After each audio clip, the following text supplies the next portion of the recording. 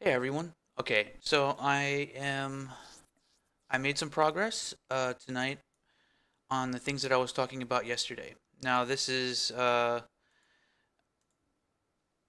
new system that I implemented. So I was going to originally do you have like special auto regen health kits, and the auto regen health kits would automatically, whenever your health was below a certain amount, after a certain amount of time, your health would start to regen, and it would remove the health kits after a certain amount, like automatically.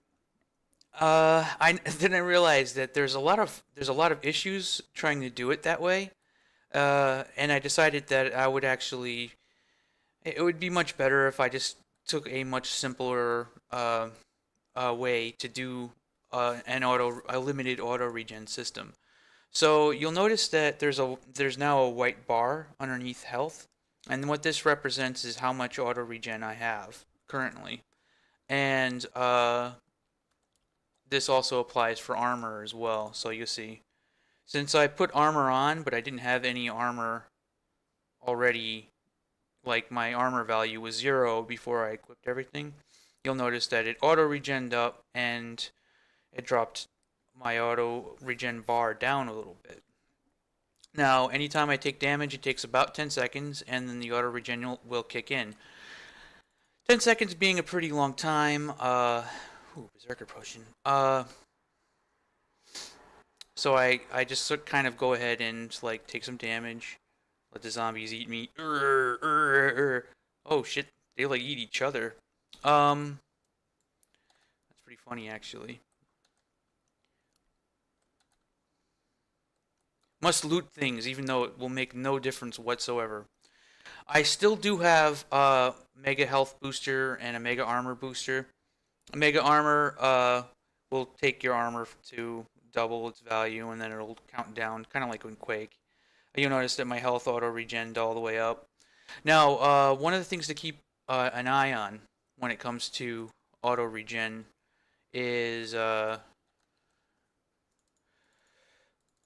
is that there's a way to replenish the bar a little bit at a time. Whenever you receive experience points, that value is cut in half and goes toward your health regen and your armor regen. So if you watch closely as I'm killing these guys, my armor went up a tiny bit. These guys aren't really worth a whole lot, but you got to also remember too that like in later parts you're probably going to be killing hordes of these guys. So if you're careful for a little while, you can actually turn the tides of battle. Every time you kill an enemy, the auto regen uh,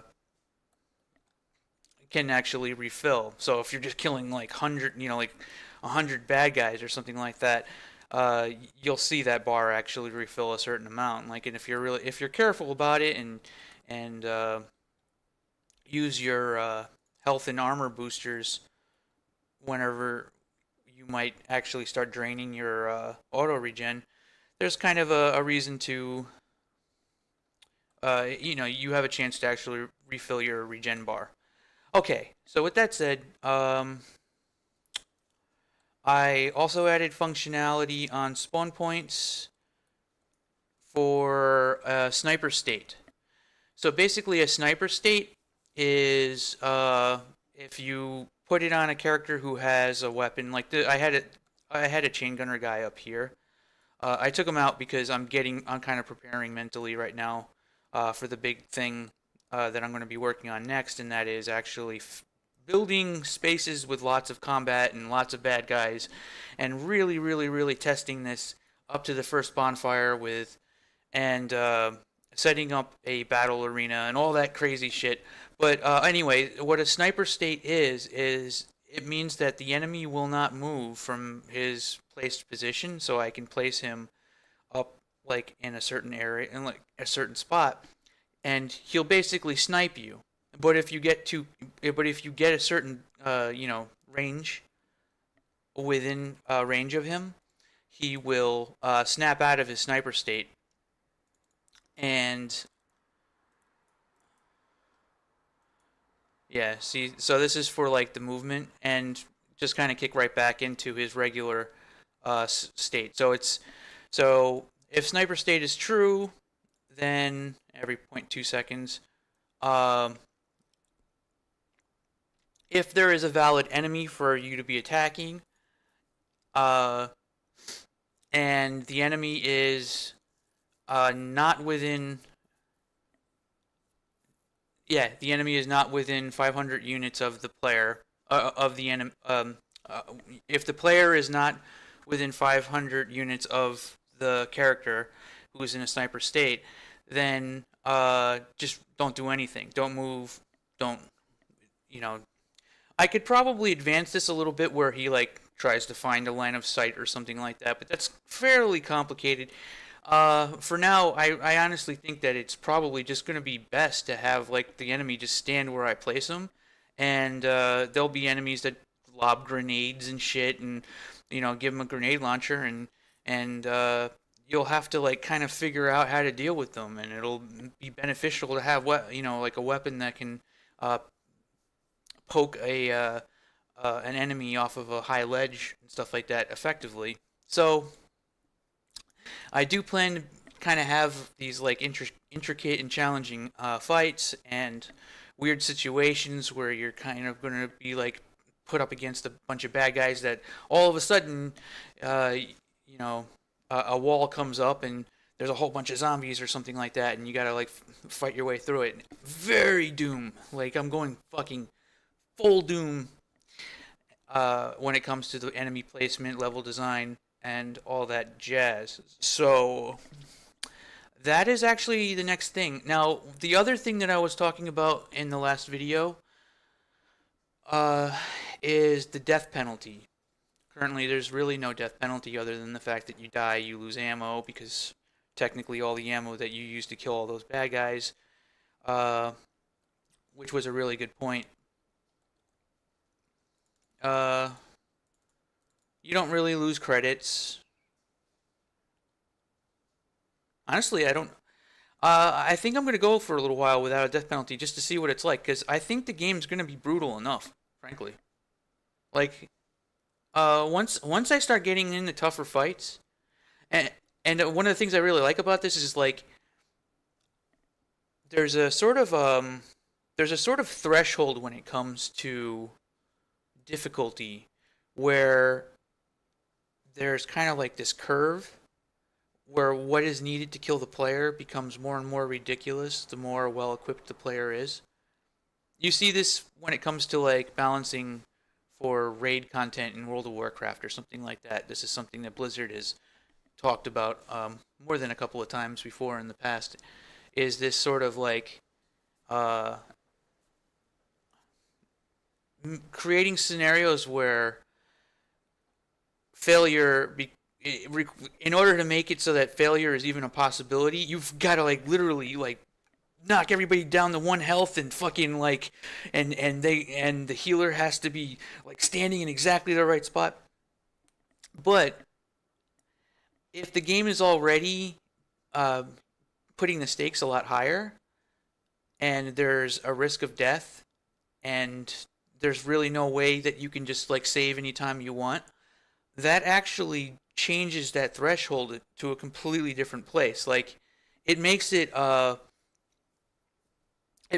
that 4 fast zombies and a shotgun guy really actually can be a total pain in the ass.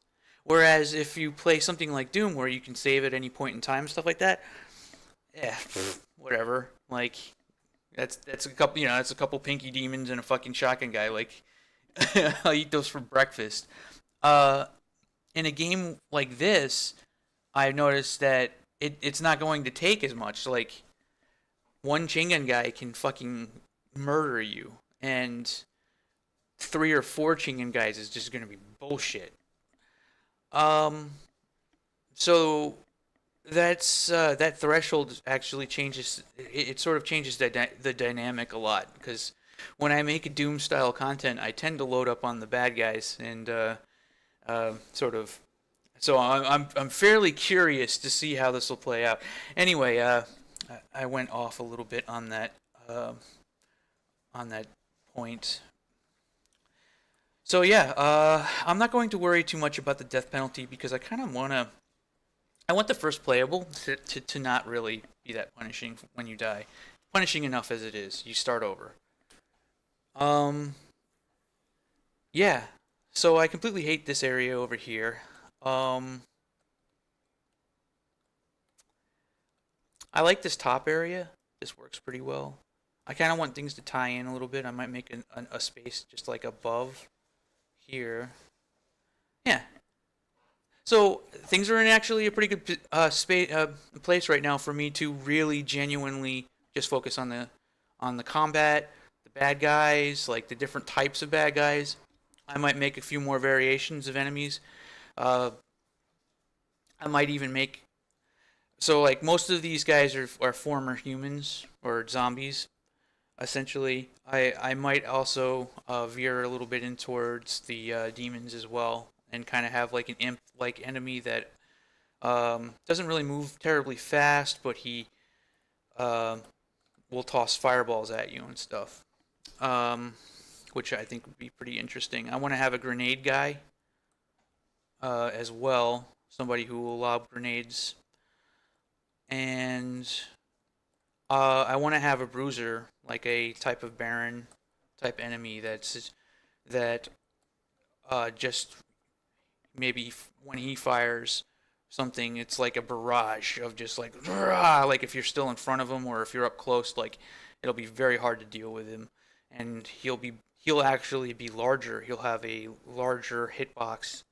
Um, he'll be scaled differently, in which case I'll have to change how the functionality of the spawn point actually uh, works because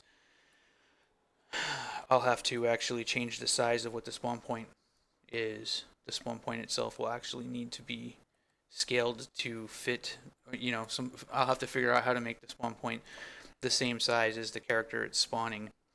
All right. Well, that's it for that. There's got to be I don't know. There's got to be something else that I'm forgetting, but I think that was about it. I was actually pretty successful tonight. I mean, mainly getting the auto regen to work. Oh yeah, the auto regen also replenishes when you go onto a home point. Like if you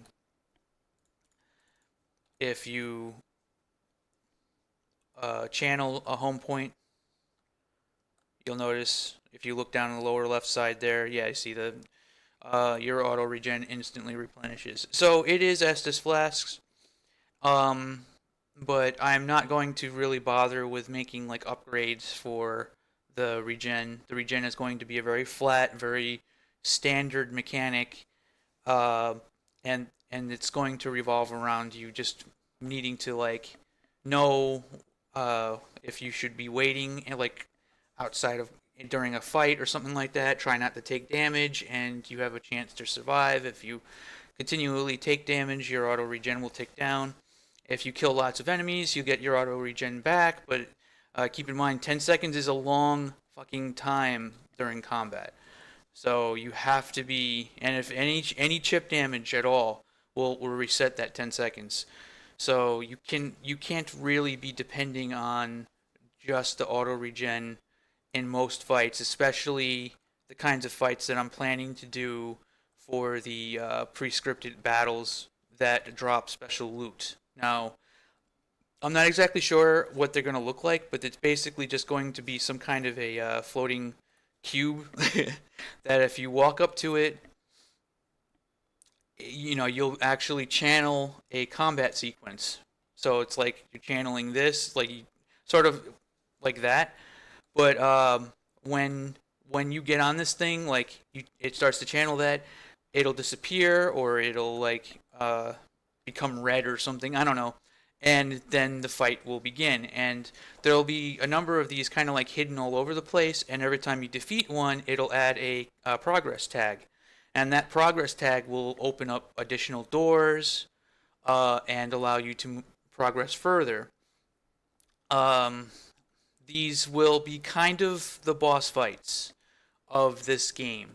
Because not only will these, pre-scripted, like, sort of like bloodbath fights where there's just lots and lots of enemies coming in every direction and stuff like that, um, they will also spawn tougher enemies like the Barons and uh, stuff like that, the Bruisers, the big Hell Knights and the fucking Arachnotron types, and all that stuff as well. So that pretty much encapsulates the majority of the gameplay, honestly. Once I have that in place, then the rest is just going to be about further building more areas, fleshing out the home point system a little bit so that you can quick travel between home points that you've already unlocked. You unlock them with some kind of like a progress tag. So like once you have that progress tag, a menu will pop up on the screen, and you will be able to choose the ones that even on different maps and stuff like that. Like if you have one in like the under halls or something, you can actually teleport between each one of them, or you can just go back to your hub zone and do your crafting and buying new items. Now, also, I was talking a little bit about like doing character classes and having access to different weapons.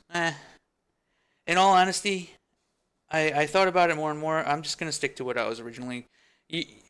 In the home point area, you're gonna see a vendor that sells for certain amounts of credits, like different types of items, and the items that you'll have available, the items that you'll be able to buy are those kinds of slots. And it just costs lots of credits to buy them all.